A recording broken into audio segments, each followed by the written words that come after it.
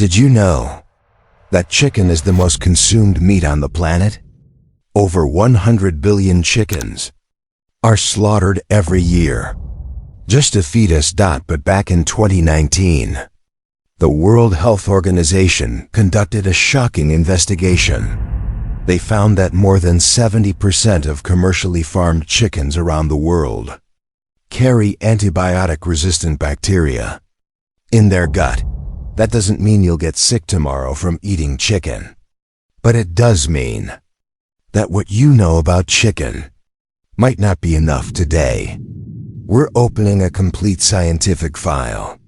No exaggeration, no fear-mongering, just the truth, as told by the latest research. Think about it for just 1 second.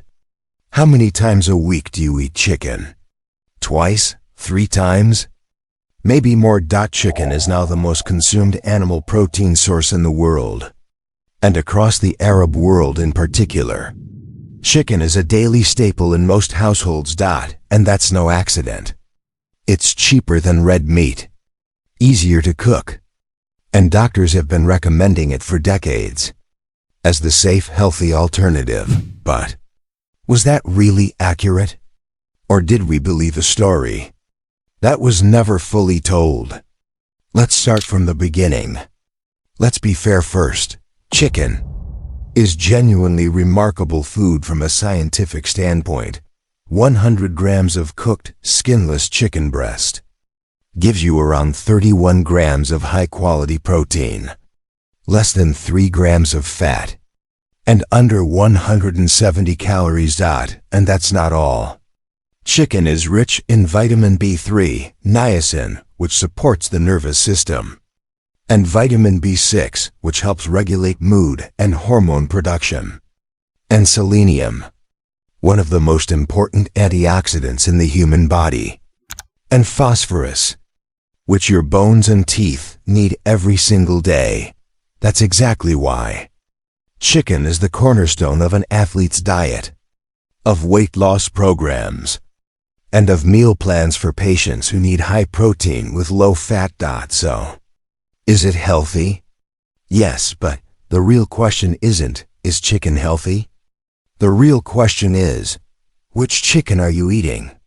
And how did it end up on your plate? And that's where the real story begins. In 1957, a chicken needed between 12 and 16 weeks to reach market weight. Today, a chicken reaches that same weight in under 6 weeks. How? The answer is selective breeding and intensive farming. Not, as is widely rumored, hormones. And this brings us to the first big myth. The first myth: chicken is loaded with hormones. This line gets thrown around everywhere. WhatsApp groups, YouTube comments, kitchen conversations.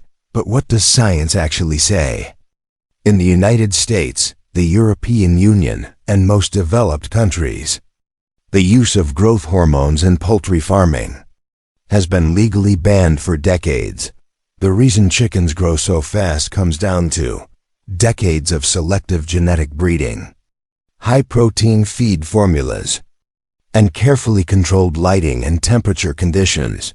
But that doesn't mean everything is fine, because there's a real, scientifically proven problem. One that's completely different from the hormone story. A problem called antibiotic resistance. In large commercial farms, thousands of chickens live in extremely tight spaces. And in those conditions, bacteria spreads at an alarming rate. So, many farmers turn to adding antibiotics into the feed, not just to treat illness, but as a permanent preventive measure. And sometimes, even to speed up growth. This is where the problem begins. When bacteria are exposed to small, continuous doses of antibiotics, they evolve, they adapt, and they become resistant. These resistant bacteria can transfer to you when you eat undercooked chicken, or through cross-contamination. In the kitchen, the World Health Organization describes antibiotic resistance as one of the most dangerous public health threats of the 21st century, because one day, you might come down with a simple infection, and your doctor won't find a single drug that can touch it. This isn't science fiction. This is happening right now, in parts of the world, and it's partly linked to the overuse of antibiotics in livestock. But does that mean you should stop eating chicken altogether? The answer is no, but there are things you need to know, and I'll tell you in just a moment. At the supermarket, you're faced with two options: regular chicken at a reasonable price, and organic chicken at a much higher price. The question everyone asks, is the difference worth it? Purely in terms of nutrition, the difference in protein and vitamins isn't massive. Some studies have shown that free-range chickens raised on natural feed may contain higher levels of omega-3 fatty acids. But the more important difference isn't in the nutritional profile. The more important difference is in the absence of preventive antibiotics and in overall healthier farming conditions. But be careful. The words organic or natural on the packaging don't always mean what you think. In some countries, these labels aren't subject to strict oversight. So it's important to look for certified, verified standards. And if organic chicken isn't within your budget, don't stress.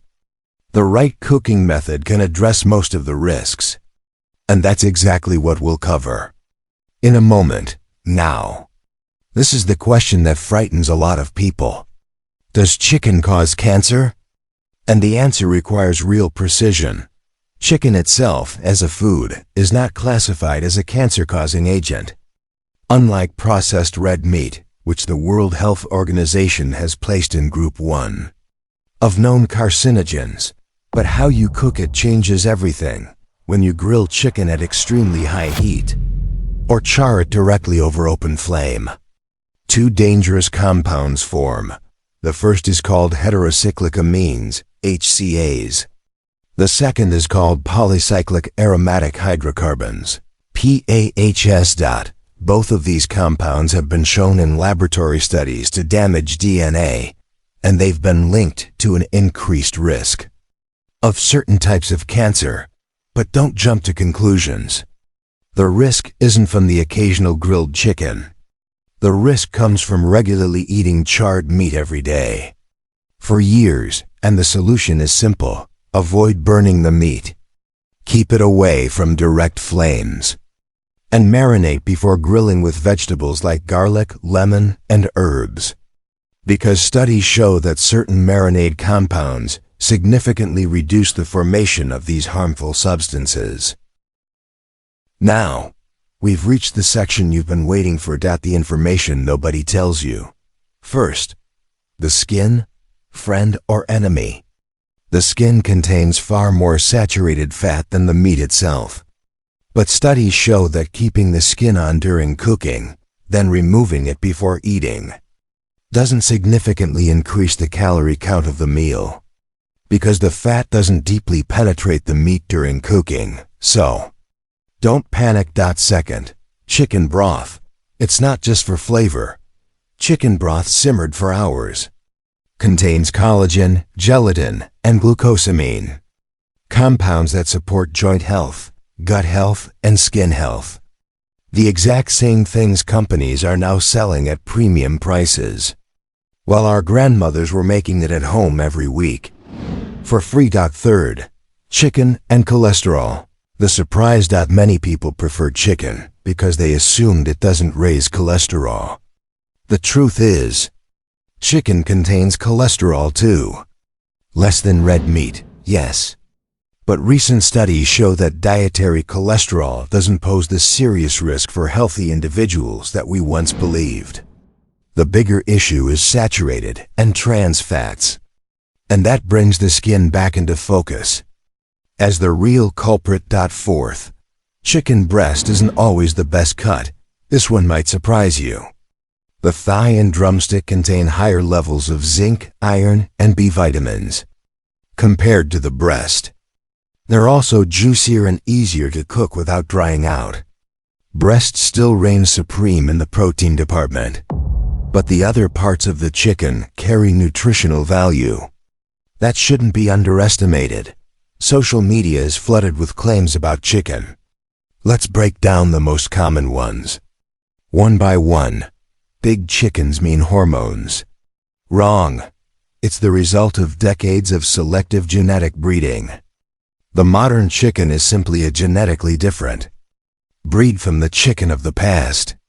Chicken causes hormonal problems in children. There is no strong scientific evidence supporting this specific claim regarding external hormones in chicken. Because as we've established, hormone use is banned in most countries. White-skinned chicken is unhealthy.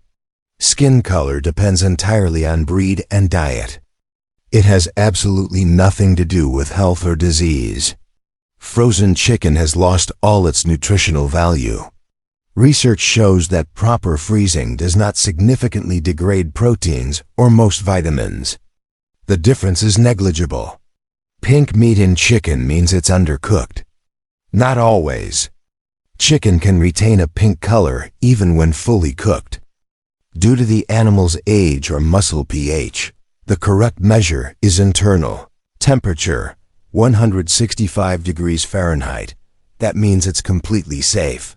Now, after learning the facts and the risks, let me give you the practical guide you actually need. When buying, look for chicken carrying certified labels, antibiotic-free or free-range. Check the production and expiration dates. Fresh chicken is preferred over frozen when available. And buy from trusted sources when storing. Always place raw chicken on the bottom shelf of the fridge to prevent juices from dripping onto other foods. Don't exceed 2 days in the fridge before cooking. If you're freezing it, use airtight containers. When cooking, and this is the most important part, steaming or boiling produces the fewest harmful compounds and is best at preserving nutritional value.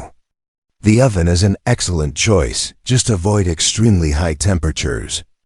Grilling is acceptable if you avoid charring. Use a marinade beforehand and keep the meat away from direct flames. And deep frying is the worst option. It adds excessive fat and produces harmful compounds when oil is reused repeatedly. And remember the golden rule. Use a meat thermometer to check the internal temperature. 165 degrees Fahrenheit. That is the threshold for complete safety. It kills all bacteria, including Salmonella and Campylobacter, the healthy amount. There's no single magic number that works for everyone.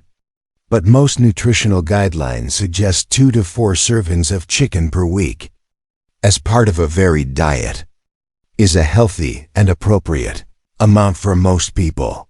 Let's pause for a moment. Think about everything you've just learned. The chicken hasn't changed, but the way we see it has. We didn't tell you to eat chicken or avoid it. We told you, understand what you're eating, because awareness is the very first step toward real health.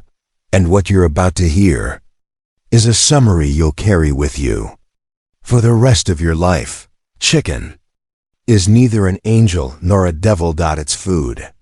Extraordinary food when used correctly.